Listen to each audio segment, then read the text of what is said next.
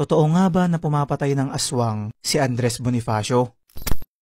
Mga kaibigan, itinuturing ang bayaning si Andres Bonifacio bilang ang father of the Philippine Revolution at siya rin ang nagtatag ng KKK o kataas-taasang kagalang-galangang katipunan ng mga anak ng bayan.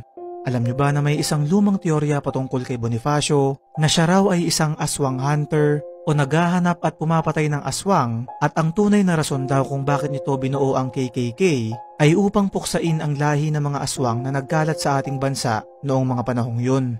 Ayon sa teoryang ito, hindi lang raw mga Espanyol ang kanilang kinakalaban kundi pati na mga aswang.